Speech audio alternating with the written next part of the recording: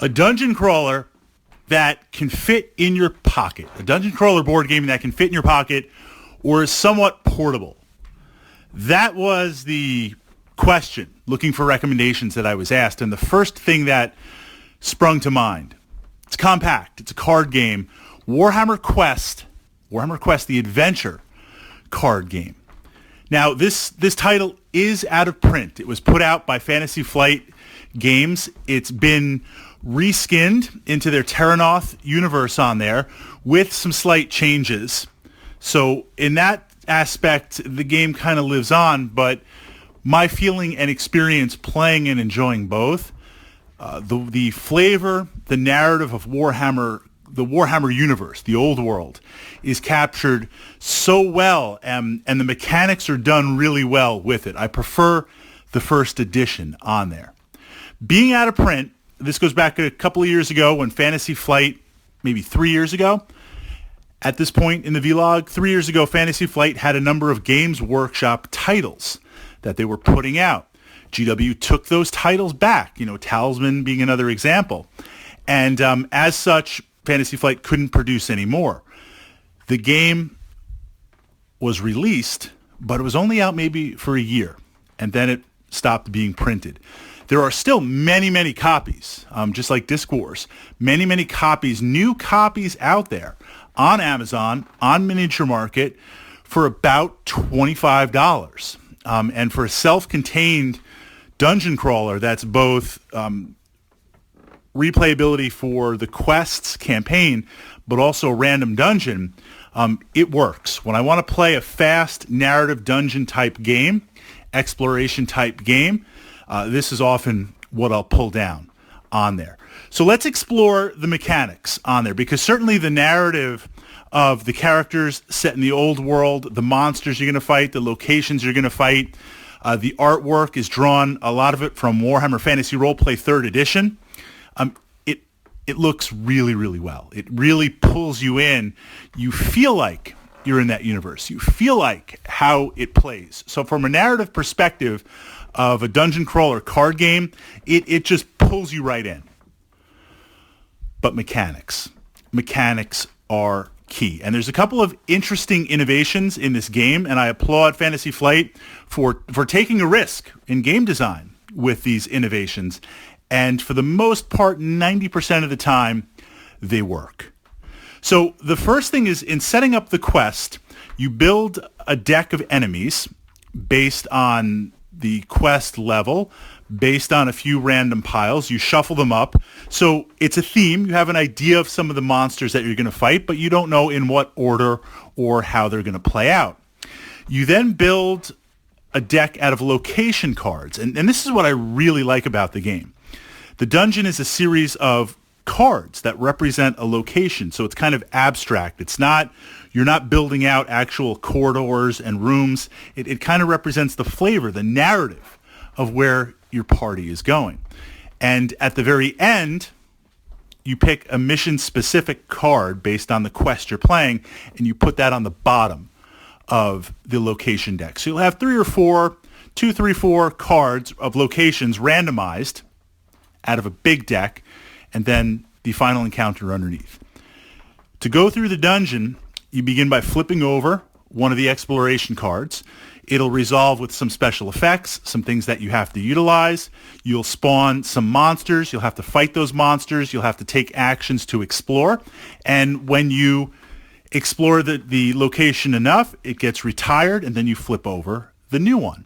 Now, in addition to fighting monsters, while you're exploring, there's also item cards that you'll draw, event cards that you'll draw, and it adds a lot more flavor to it. Getting loot, getting weapons, getting items, having trigger effects, making choices, seeing what happens. It works, and in a card format, it's there. Before we get to how the characters play and resolve it, because that's unique, there's a timer board.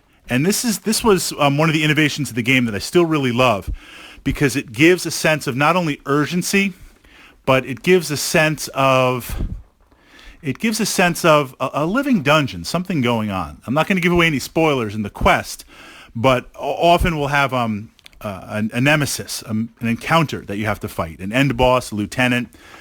There's a track that every time you complete a turn, you advance this track. And at certain points on the track, it's just a little peg that you move down on a chart, things happen in the dungeon. So by the third turn, the end of the third turn, maybe more monsters spawn because it's reinforcements.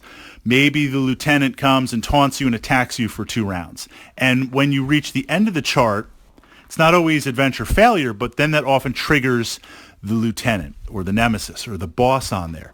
So not only is it exploration and fighting monsters and getting loot and exploring these locations, it's also you're up against a timer where things are happening. It encourages you to move through the dungeon and not just level up and loot and grab everything that you can. It adds this living presence to it. That's on the dungeon side. So let's talk about the character side on here.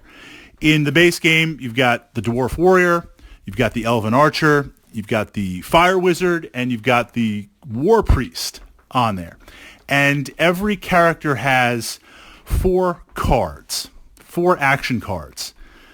A way to attack, a way to explore, a way to aid another, and a way to defend, and a refresh. And when you utilize a card, Fantasy Flight, of course, you tap the card, you turn it sideways, or I like to put a token on it. I find that a little bit easier. You put a token on it, and now you can't use that card again until it's been reset. And usually it's reset by you resting, meaning that's your turn, or there are ways for other players and other events to kind of turn a card back. So right away, for those of you who like Euros and being in control, you have a hand management on there. You've got these 4 actions, and within that, they do different things. It's not just one specific, although it has a focus. And you have to plan it out. Well, what do I want to do this round? How do I want to coordinate it? What am I thinking about doing? That's kind of neat. And of course, as you level up, you can replace the basic action with a more advanced action. There's also artifacts that you'll get and be able to utilize. There is a campaign system in there that takes you through. So there is character leveling with how it goes. But now, of course, we got to interject some dice because Fritz loves the random. He loves the dice. When you decide to utilize a card, so if I'm going to make an attack, I turn the card, I'm utilizing that attack. I pick up a number of dice, and the dice have hammers of Sigmar on there. They have ways that signal failure, no hammers, or multiple hammers on there, and you have ways to kind of add it and stack it up.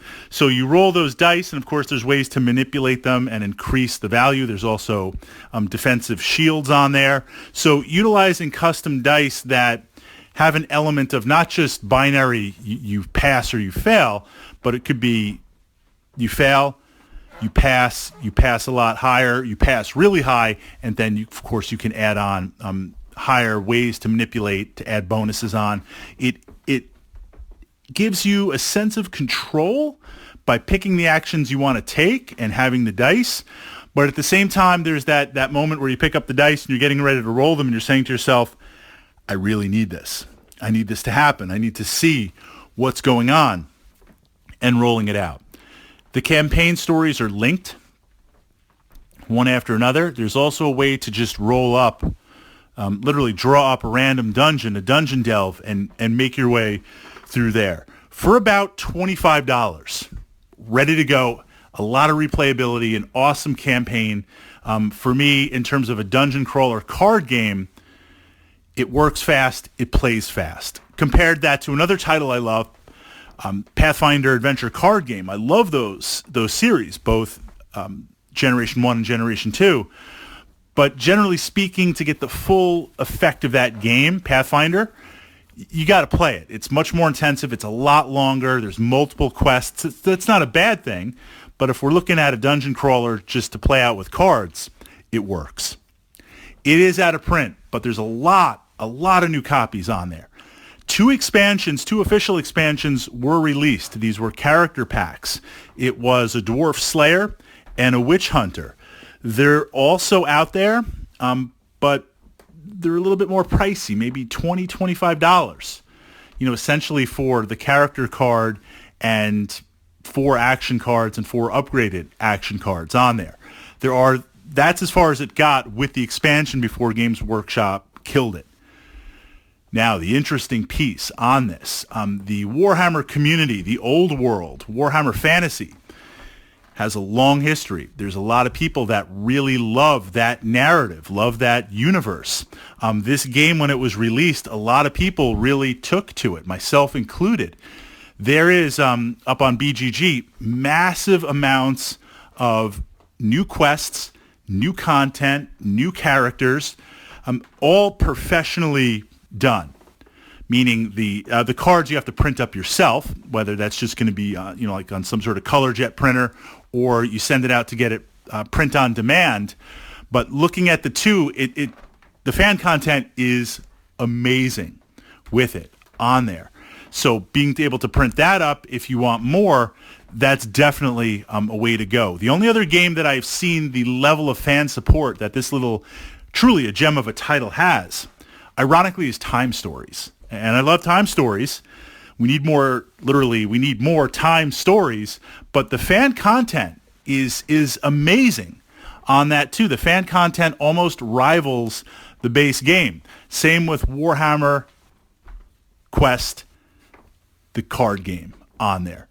Dungeon Crawler in your pocket. The box is pretty small. You could definitely take it with you to the gaming club or group, and after the main event, you still got 20, 30 minutes to wind down.